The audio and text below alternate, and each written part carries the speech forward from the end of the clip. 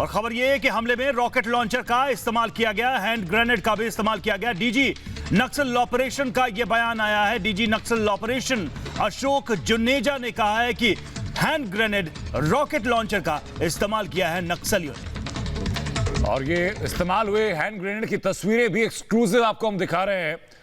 इस rocket launcher का इस्तेमाल किया गया इस नक्सली हमले में, जिसमें 22 जवान शहीद हुए हैं और अभी भी कई जवान लापता हैं। हालांकि बैकअप टीम 17 शहीद जवानों का शव लेकर के पहुंची है। घटनास्थल से लगातार शव लाने का सिलसिला बैकअप टीम का जारी है। बीजापुर मुठभेड़ में कई नक्सली भी ढेर किए गए हैं सुरक्षा बलों के द्वारा। तो नक्सलियों का आतंक, ये देखिए हम तस्वीरें जो आपको दिखा रहे हैं, किस तरह के हथियारों का इस्तेमाल किया गया। साथ ही जो जवान शहीद हुए हैं उनके शवों को लेकर पहुंचा जा रहा है। 22 जवानों के शहीद होने की खबर मिल रही है। सर्च ऑपरेशन अभी भी जारी है। उन नक्सलियों की तलाश की जा रही है। लगातार जिस एनकाउंटर में जो मुठभेड़ हुई है उसमें नक्सली भी मारे गए हैं, लेकिन लगातार अभी और नक्सलियों की तलाश चल रही है। एक बड़ा हमला, एक बड़ी घटना को अंजाम दिया नक्सलियों ने। एक बार फिर से छत्तीसगढ़ में लाल आतंक सिर उठाता हुआ है। जो हथियार उन्होंने इस्तेमाल किया उसमें रॉकेट लॉन्चर का भी उपयोग किया। ये अपने आप में काफी चिंताजनक बात है। आखिर नक्सलियों के पास से ये रॉकेट लॉन्चर कहां से आए? अभी तक हमने देखा था कि आतंकी इसका इस्तेमाल करते थे जो पाकिस्तान से सपोर्टेड रहते थे, लेकिन यहां पर भी ये खबर मिल रही है कि रॉकेट लॉन्चर का भी नक्सलियों ने इस्तेमाल किया है। फिलहाल ये तस्वीरें छत्तीसगढ़ की, जहां पर यह बड़ी घटना हुई है और इस मुठभेड़ में हमारे 22 जवान शहीद हुए हैं। तो ये बड़ी खबर आपको बता रहे हैं। सुकमा बीजापुर सीमा पर यह मुठभेड़ हुई सुरक्षा बलों के साथ। ये मुठभेड़ हुई नक्सलियों की, जिसमें 22 जवान शहीद हुए हैं। डीजी नक्सल ऑपरेशन की तरफ से यह साफ किया गया कि आधुनिकतम हथियारों का इस्तेमाल नक्सलियों की तरफ से किया गया। रॉकेट लॉन्चर का इस्तेमाल नक्सलियों की तरफ से किया गया। हैंड ग्रेनेड का इस्तेमाल नक्सलियों की तरफ से किया गया। सुकमा बीजापुर सीमा पर यह मुठभेड़ हुई है, जिसमें कि 22 जवान हमारे शहीद हुए हैं। हालांकि बताया जा रहा है कि कई नक्सलियों को भी ठिकाने लगाया गया है, कई नक्सलियों को भी ढेर किया गया है। लेकिन सवाल है कि लाल आतंक का संपूर्ण अंत कब होगा?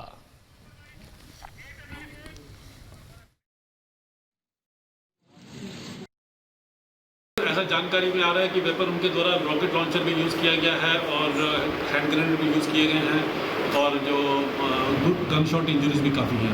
सर क्या सर नक्सली काफ़ी मारे गए। जैसा मैंने बताया कि गोपनीय सूत्रों से जानकारी मिली है, 3 या 4 ट्रैक्टर में उनकी बॉडीज गई है। अब वो भी धीरे धीरे दाम उनके उभर के आएंगे तो उनका कार्डर होगा, वो भी जानकारी प्राप्त होगी। जानकारी में आ रहा है कि वेपर उनके द्वारा रॉकेट लॉन्चर भी यूज़ किया गया है और हैंड ग्रेनेड भी यूज़ किए गए हैं और जो गन शॉट इंजरीज भी काफ़ी हैं। सर क्या सर नक्सली काफ़ी मारे गए। जैसा मैंने बताया कि गोपनीय सूत्रों से जानकारी मिली है, 3 या 4 ट्रैक्टर में उनकी बॉडीज गई है। अब वो भी धीरे धीरे दाम उनके उभर के आएंगे तो उनका कार्डर होगा, वो भी जानकारी प्राप्त होगी। तो ये थे डीजी नक्सल अशोक जुनेजा, जो कि कह रहे थे, जिन्होंने पुष्टि की कि 22 जवान हमारे शहीद हुए हैं। अमित चौधरी हमारे साथ इस वक्त न्यूज रूम से जुड़ चुके हैं। अमित, साफ है कि नक्सलियों ने एक बार फिर से एक बड़ा हमला किया है। लाल आतंक छत्तीसगढ़ में फिर से सिर उठा रहा है। लेकिन सबसे बड़ा सवाल ये जो वेपन्स इस्तेमाल किए गए, जिसमें रॉकेट लॉन्चर और हैंड ग्रेनेड की बात कही जा रही है, ये तो हम देखते थे कि जो पाकिस्तान समर्थित आतंकी है वही इस्तेमाल किया करते थे। बताना चाहूंगा कि ये इलाका बहुत बड़ा जंगल का इलाका है और पूरी तैयारी के साथ जो नक्सली है वो वहां पर मौजूद थे। हमें बताया जा रहा है कि ये जो जोनागुड़ा जो गांव है उसके पास मुठभेड़ होती है। मुठभेड़ जो होती है वो नक्सली और वहां पर सीआरपीएफ के जवान होते हैं, एसटीएफ के जवान होते हैं, तो इनके बीच में मुठभेड़ होती है और ये करीब 5 घंटे लगातार चलती है। और सुबह के समय जब सर्च ऑपरेशन होता है तो पता लगता है कि जो बॉडीज है वो बढ़ गई, यानी कि अभी तक ये बताया जा रहा है कि करीब 22 जवान जो है वो शहीद हो गए हैं। अब आप सोच सकते हैं कि किस तरीके के वेपन का इस्तेमाल फिलहाल नक्सली कर रहे थे। हमें जो बताया गया वो बताया जा रहा है कि हैंड ग्रेनेड इनके पास था और AK-47 जैसे हथियार इनके पास, XLRI, ये तमाम जो हथियार थे ये इनके पास मौजूद थे। यानी कि पूरे दल बल के साथ जो नक्सली है वो वहां पर पहुंचे हुए थे। फिलहाल मैं बताना चाहूंगा कि छत्तीसगढ़ में हाई लेवल की जो है मीटिंग चल रही है कि आखिर इसकी इंफॉर्मेशन पहले से क्यों नहीं थी और जाहिर सी बात है किस तरीके से उनके पास इतना जो हथियार है वो उन तक कैसे पहुंचा। क्या और भी नक्सली आसपास है? सर्च ऑपरेशन लगातार चल रहा है, वहां पर और ज्यादा जो फोर्स है उसको भेजी जा रही है। फिलहाल मैं आपको ये भी बताना चाहूंगा कि जो जवान जो फिलहाल घायल हैं उनसे मिलने के लिए डीजी सीआरपीएफ जो है वो अस्पताल भी पहुंचे हैं।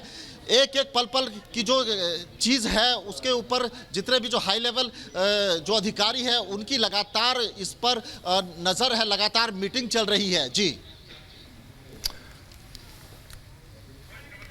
बिल्कुल अमित, वापस ऑर्डर आपके पास से खबर एक दफा फिर अपने दर्शकों को बताते हैं और तस्वीरें भी दिखाते हैं जिस नक्सली हमले में 22 जवान शहीद हुए हैं और हेलीकॉप्टर से इस वक्त रेस्क्यू ऑपरेशन लगातार चलाया जा रहा है। जो पार्थिव शरीर है जवानों के बैकअप टीम की तरफ से उनको भी लेकर आया जा रहा है और सर्च ऑपरेशन लगातार जारी है वहां पर। अमित, अगर आप दर्शकों को वहां की भौगोलिक परिस्थितियां अगर बता पाए कि भौगोलिक परिस्थितियां वहां पर कैसी हैं, नक्सली किस तरीके से उन परिस्थितियों का फायदा उठाते हैं और क्या क्या दिक्कतें वहां पर सुरक्षा बलों के सामने आती हैं।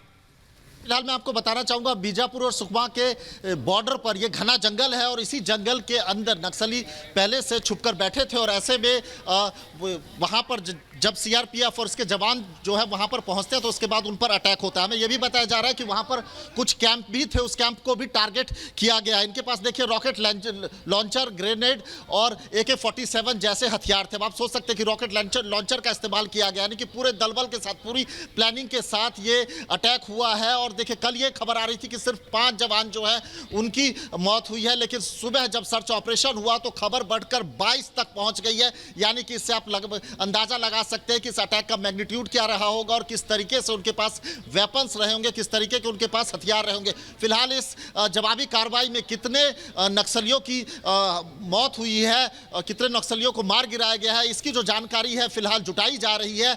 एक जो फिगर है वो फिलहाल नहीं मिल पा रही, लेकिन ये जरूर बताया जा रहा है कि काफी बड़ी संख्या में नक्सलियों को भी नुकसान किया गया है, उनको भी मार गिराया गया है। उनके जो हथियार हैं वो भी सीआरपीएफ को मिले हैं, वो भी जो जवान वहां पर सर्च ऑपरेशन कर रहे हैं उनको मिले हैं। SLR और UBGL जो है और AK-47 ये जो हथियार हैं ये जवानों से लूट भी लिया गया। इस तरीके की जानकारी भी हमें मिल रही है कि AK-47, SLR और UBGL जो है इसको लूटा गया है। यानी कि आप सोच सकते हैं किस तरीके से चारों तरफ से घात लगा के, क्योंकि देखिए नक्सली जो है वो इस इलाके से बहुत ज़्यादा जो है वो पहले से ही परिचित है, उनको पता है और जगह जगह पर उनके जो कैंप हैं वो वहाँ पर है। ऐसे में चारों तरफ से घेर करके ये हमला हुआ ऐसा लग रहा है और जिस तरीके से उन्होंने रॉकेट लॉन्चर और हैंड ग्रेनेड का इस्तेमाल किया तो कहीं ना कहीं ये बड़ा हमला हो गया और यही वजह है कि इस बड़े लेवल पर जो है वो जो हमारे जवान हैं वो शहीद हुए हैं। बिल्कुल अमित, वापस लौट रहे हैं। डीजी नक्सल ऑपरेशन का क्या कहना है इस मामले को लेकर के, पहले वो सुनवाते फिर वापस लौट रहे हैं आपके पास। ऐसा जानकारी में आ रहा है कि वेपन उनके द्वारा रॉकेट लॉन्चर भी यूज़ किया गया है और हैंड ग्रेनेड भी यूज़ किए गए हैं और जो गन शॉट इंजरीज भी काफ़ी हैं। सर क्या सर नक्सली काफ़ी मारे गए, जैसा मैंने बताया कि गोपनीय सूत्रों से जानकारी मिली है 3 या 4 ट्रैक्टरों में उनकी बॉडीज गई है। अब वो धीरे धीरे दाम उनके उभर के आएंगे तो उनका कार्डर होगा की जानकारी प्राप्त होगी। ऐसा जानकारी में आ रहा है कि वेपन उनके द्वारा रॉकेट लॉन्चर भी यूज़ किया गया है और हैंड ग्रेनेड भी यूज़ किए गए हैं और जो गन शॉट इंजरीज भी काफ़ी हैं। सर क्या सर नक्सली काफ़ी मारे गए, जैसा मैंने बताया कि गोपनीय सूत्रों से जानकारी मिली है 3 या 4 ट्रैक्टरों में उनकी बॉडीज गई है। अब वो धीरे धीरे दाम उनके उभर के आएंगे तो उनका कार्डर होगा की जानकारी प्राप्त होगी। तो जैसा कि आप सुन रहे थे ये आधिकारिक बयान है और डीजी की तरफ से सबसे बड़ी बात यह है इस पूरे मामले में कि ये एक ऑपरेशन के तहत ये पूरा का पूरा एक्शन लिया गया था, लेकिन इसमें नक्सली वहां पर जिस संख्या में थे और जिस तरह से ये प्लानिंग हुई उसके बाद से ये अटैक हुआ है और अटैक का नतीजा ये रहा कि बड़ी संख्या में हमारे जवान हताहत हुए। हालांकि जो दावा है वो ये है सुरक्षा बलों की तरफ से, उनके अधिकारियों की तरफ से कि बड़ी संख्या में नक्सली मारे गए हैं। हालांकि उनकी काउंटिंग के बारे में, उनके नंबर्स के बारे में यह जानकारी नहीं है। देखिए राष्ट्रपति ने शहीद जवानों के परिवारों के साथ अपनी संवेदना व्यक्त की है। हम आपको बता रहे हैं रामनाथ कोविंद ने अपनी संवेदनाएं व्यक्त की है। देश उनके दर्द को साझा करता है, यह राष्ट्रपति रामनाथ कोविंद ने कहा है। प्रधानमंत्री ने भी दुख जताया है इस घटना पर और परिवारों को अपनी शोक संवेदनाएं भेजी हैं। तो